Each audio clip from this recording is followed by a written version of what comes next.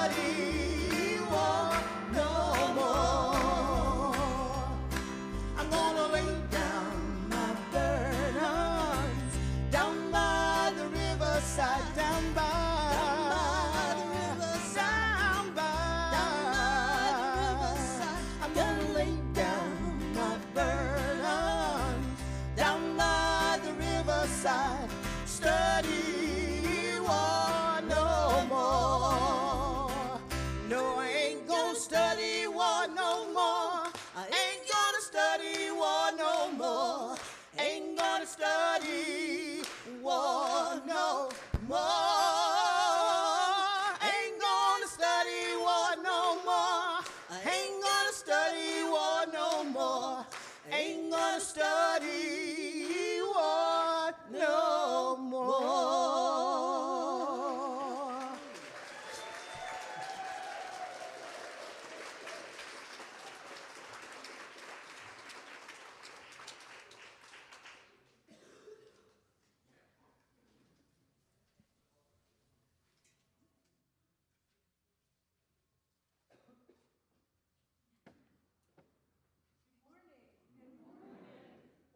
Hard act to follow, goodness.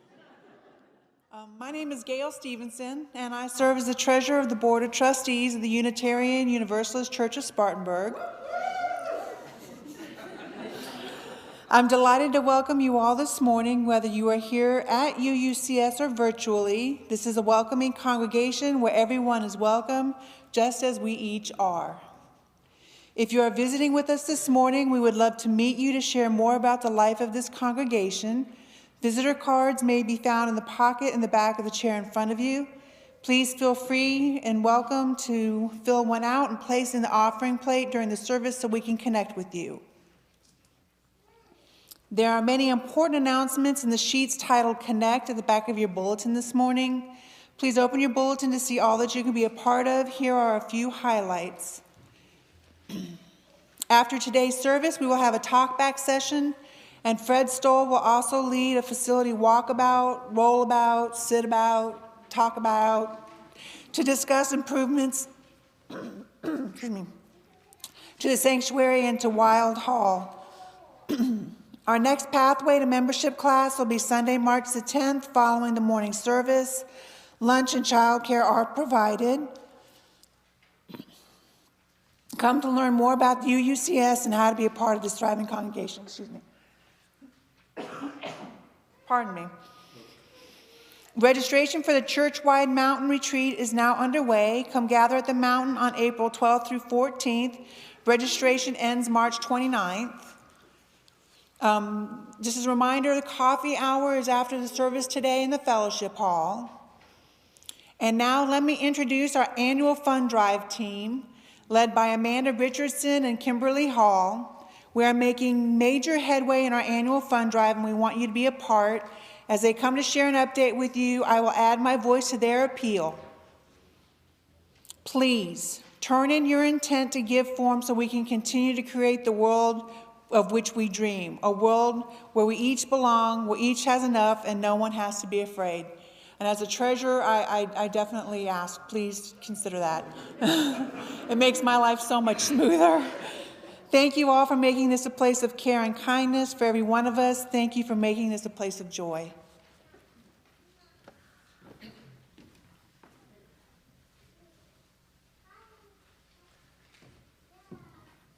Good morning.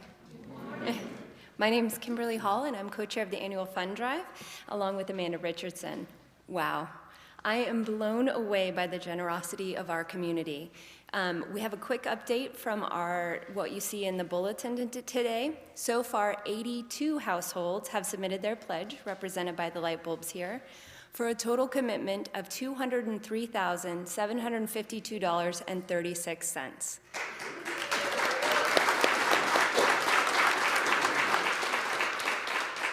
That is 80% of the way toward our goal. Thank you for your generosity. There's still time to add your light to our growing brilliance. You can either submit an intent to give form in person in the basket in front of in the lobby. There's a luminaria there. You can give it to me. You can put it in the offerings plate. You can mail it in, or you can submit your pledge online at www.uucs.org/pledge. I'd like to thank our volunteer call team, who will begin reaching out to members this week. So this is your chance to save their time and energy by making your pledge before they start making their calls. I'll end with the beautiful words from the poet Langston Hughes. Help me to shatter this darkness, to smash this night, to break this shadow into 1,000 lights of sun, into 1,000 whirling dreams of sun. Thank you.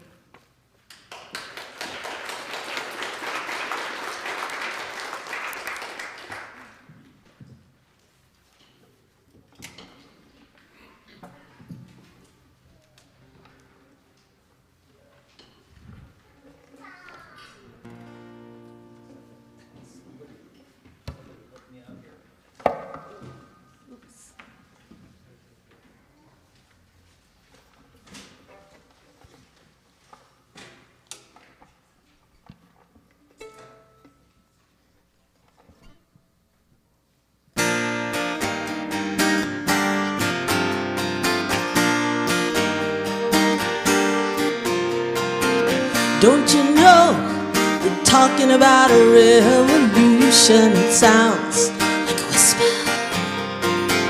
Don't you know they're talking about a revolution? It sounds like a whisper while they're standing in the welfare lines, crying at the doorsteps of those armies of salvation, wasting time in the unemployment lines, sitting around waiting for a promotion. Don't you know they're talking about a revolution? It sounds like a whisper. Poor people gonna rise up and get their share. Poor people gonna rise up and take what's theirs. Don't you know you gotta run, run, run, run, run, run, run, run, run, run, run, run. Oh, I said you better run, run, run, run, run, run, run, run, run, run, run, run.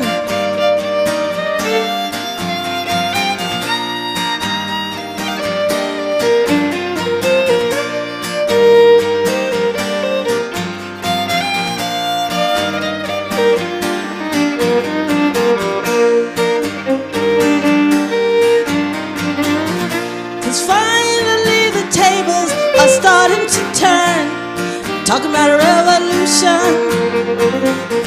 Yes, finally the tables are starting to turn, talking about a revolution. Oh, no, talking about a revolution. Oh, oh.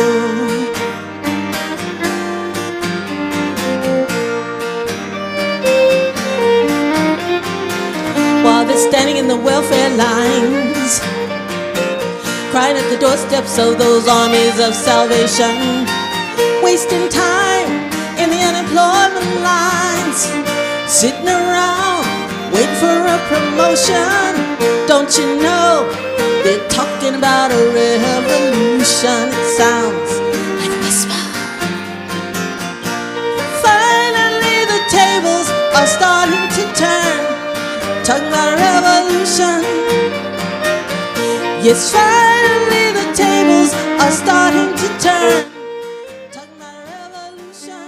Oh, oh, oh. Talking about a revolution. Oh, oh, oh. Talking about a revolution. Oh, oh, oh.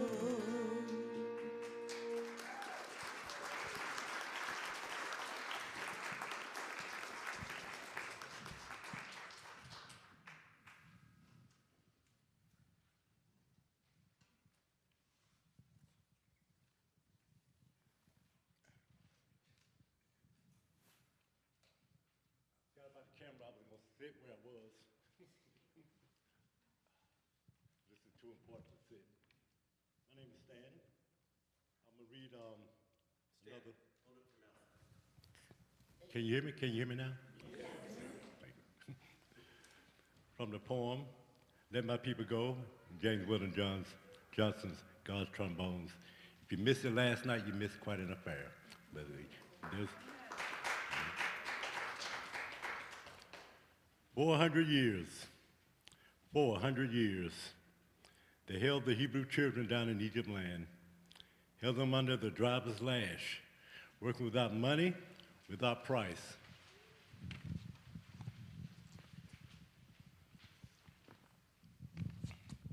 But God said again to Moses and his brother Aaron, go again down to Pharaoh and tell him, let my people go, let my people go.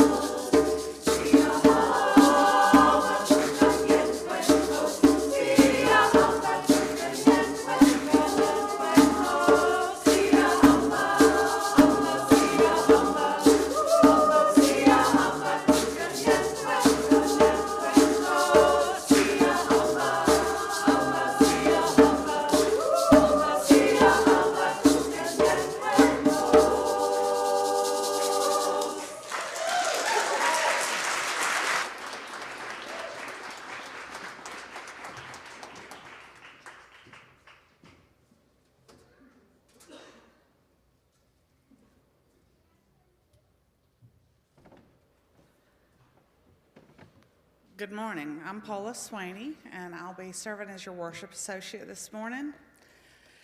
Everything I say or think or do sends out ripples into the world. And everything you say or think or do sends out ripples too.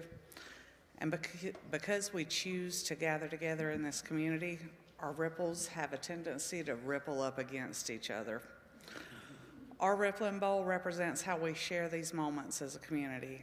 If you wish to make a promise or let go of one, remember someone you've lost, or honor the reassuring presence of a loved one, release a bit of pain, offer a blessing for a stranger, or otherwise mark some important event or occasion, please come forward and send your thoughts outwards as you drop a stone or a shell into the water, mingling the ripples of your intention with the ripples of other people in our community. As you do so, we'll remember that joys once shared ripple out and are multiplied, and sorrows shared ripple out and are diminished. And I'll place a stone and a shell for those of you who are joining us virtually.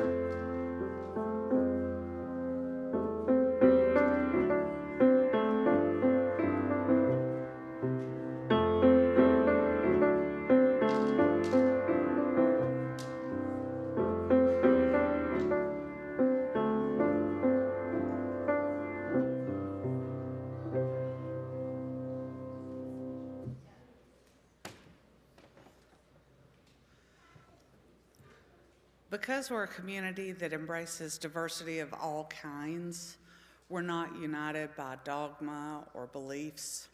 Frankly, even when we believe we're going to the same place, we often don't agree on exactly how we're going to get there. For those of you who are here for the congregational meeting. But we do come together with the promise of a shared goal. And each week, we verbalize our promise to each other and how we're going to behave in order to accomplish those goals. This covenant was written by this community, and we say it at each meeting to affirm that promise. Please join me in speaking aloud the power of our covenant. With courage, we say, we are a people of faith and hope. Together we covenant to strive to become our better selves, to honor both the critical mind and the generous heart, to prove that diversity need not mean divisiveness, and to respond to systems of violence and oppression with the power of a love beyond belief. So for the next few minutes, we'll take some time and greet each other personally. You can rise and move around. It's fine to remain seated if you prefer. And please remember that we all experience this time in different ways. Check in as how each person would like to be greeting and match your greeting to their comfort level. And when you hear the music start, please return to your seats so we can share the next part of our service together. Those who are joining us online might take this time to text or call someone. And I'd just like to say hello directly to all of you today. And let it begin.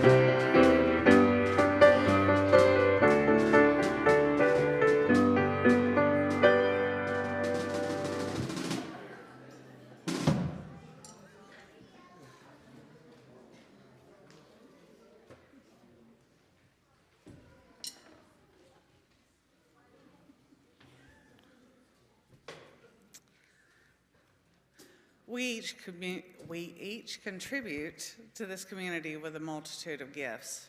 Gifts of time, talent, energy, perspective, knowledge, opinions, love, opinions. And the generosity of this congregation is incredible. Now we will contribute as we can with our financial gifts. This month, we'll share half of unmarked funds and all marked funds from our offering plate, which will be used as scholarships for the mountain, both for our retreat in April and for summer camps for the youth. And as the plate comes by today, even if you're not putting anything paper in it, please know as you pass it that your gifts and your presence here is enough. Thank you.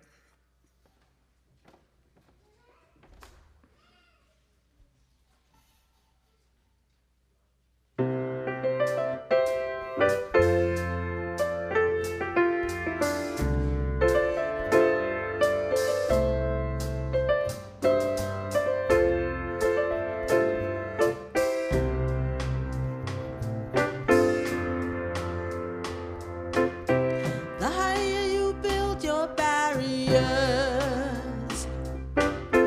the taller I become. The further you take my rights away, the faster I will run.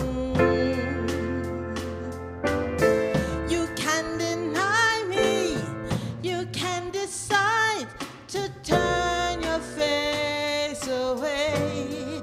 No matter, 'cause there's something inside so strong. I know that I can make it, though you're doing me wrong, so wrong. You thought that my pride was gone. Oh no, there's something inside so strong. Oh, something inside so strong.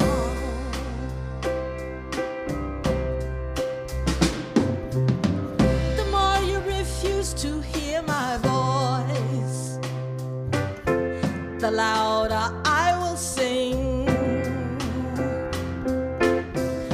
Down the walls of Jericho, your lies will come tumbling. Deny my place in time, you squander wealth that's mine, and I will shine so brightly. Nothing inside so strong. I know that I can make it, though you're doing me wrong, so wrong. You thought that my pride was gone. Oh no, something inside so strong. Oh, something inside so strong. Brothers and sisters, when they insist we're just not good enough, no. When you know better, you look them in the eye and say, we're gonna do it anyway. We're gonna do it anyway. There's something inside so strong. I know that I can make it, 'cause you're doing me wrong, so wrong. You thought that I cried was gone. Oh no, there's something inside so strong. Oh, something inside so strong.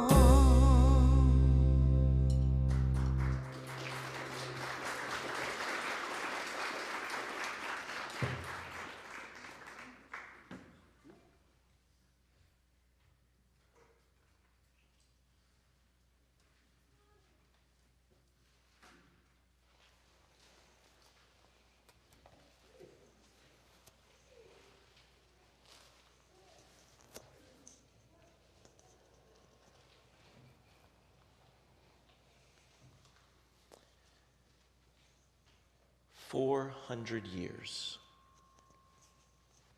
400 years. Think about the math. Add 400 years to the number 1619.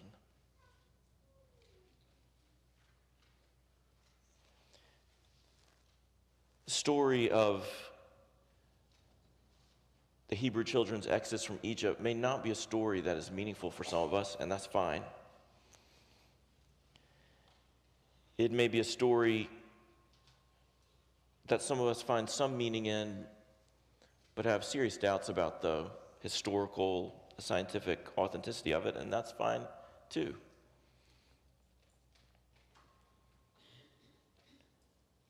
"400 years. just that number shows us why this story is so important to some of us. And why, if this isn't a story that we particularly value, which is fine, we can value the value with which others of us value it. So I want to thank you for the work we've done this month, working with James Weldon Johnson's God's Trombones, a book that is of literary importance and historical importance in our country, a book of very conservative theology, most of which I do not agree with, but a book whose importance several of us saw last night at one of our sister congregations, when a group of choirs, not one choir but many choirs, and pastors from across the community gathered together to perform this work, God's Trombones. For those of you that went, I'm so proud of you, because there's a lot that was shared that you may not only not believe, but not agree with. And I'm so proud of the work that we can do, not only here, but out in the community, to be with folks who we may not agree with, but whose value we value and what is valuable to them.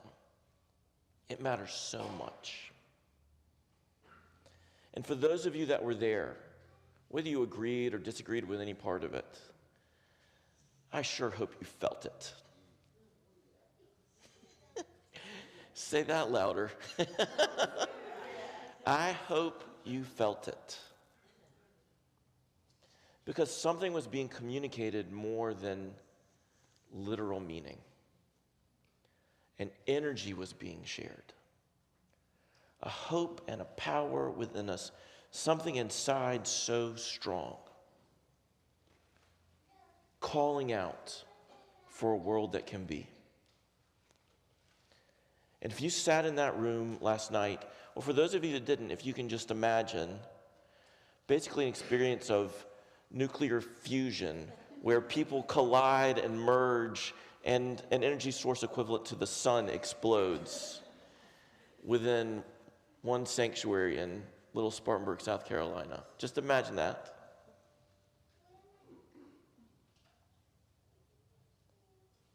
It begins to make sense why state legislatures across this country would be so frantic to ban books and curriculum to teach us our own history. Join me in silence.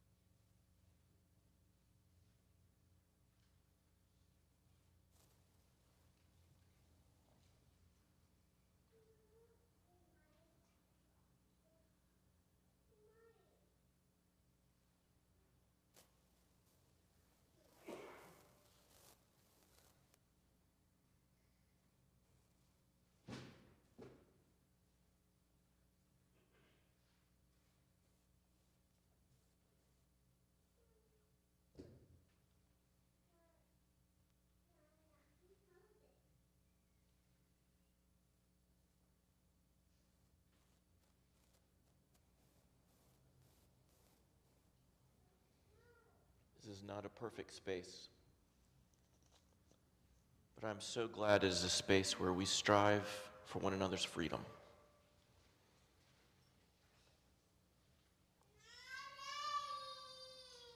Freedom of all voices and ages, freedom of all of us, mutual thriving for us all.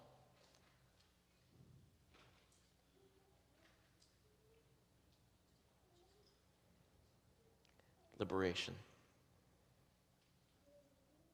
I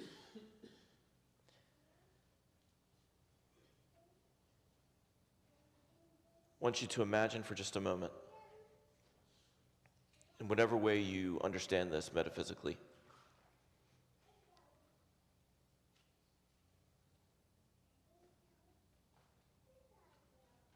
the soul of Vladimir Putin.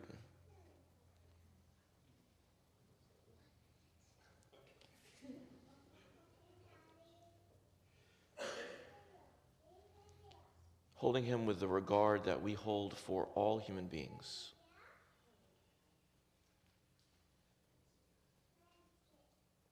There is no doubt that the fate of Alexei Navalny is a terrible fate. And his suffering has been excruciating.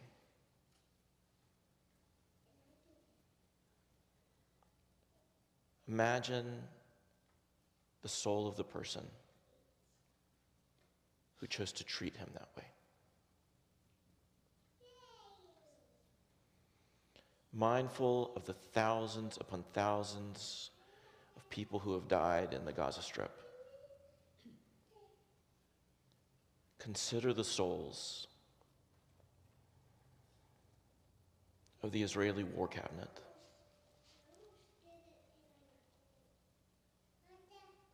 the leadership of Hamas spread out away from that fighting in other countries. And push your thinking not only to those currently engineering this crisis, the leaders of Nazi Germany, who brought centuries of persecution of Jewish people to an absolute breaking point.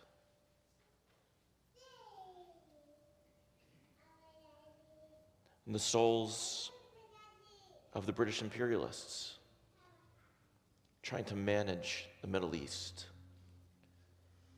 at the pressure point of the formation of the State of Israel.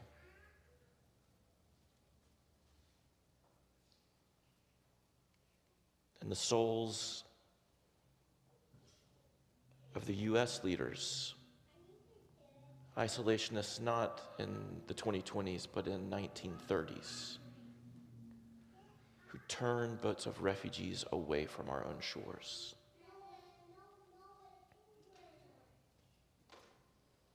The suffering of people under oppression is excruciating, and our first concern to bring it relief, to help people find life and a way forward in life. But consider the beings who oppress and the effect of that oppression on themselves. No one is spared.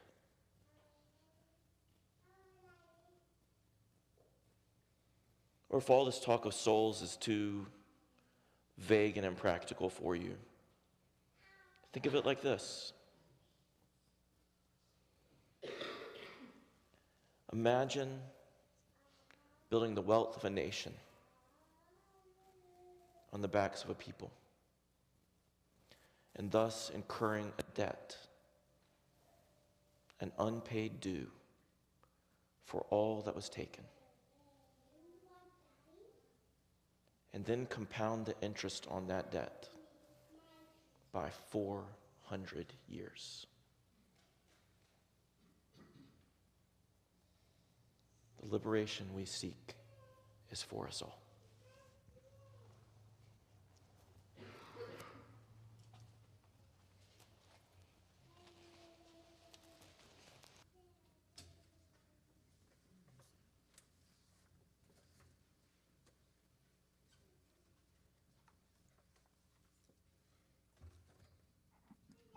Please join us in hymn number 1030 in your teal hymnal. This has several verses. The first verse is in Zulu, Siyahamba. The second verse is We Are Marching. And then at the bottom of the page, it says replace marching with other words. So we'll do singing and dancing. So we're doing Siyahamba, we are marching, we are singing, we are dancing. Okay?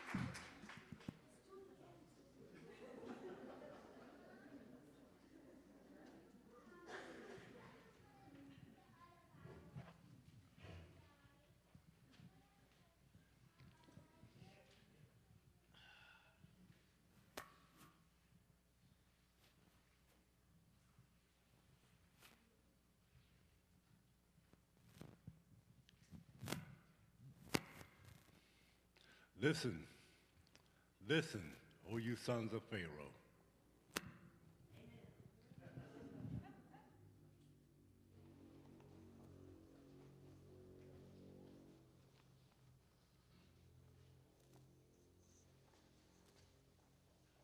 What Stan said.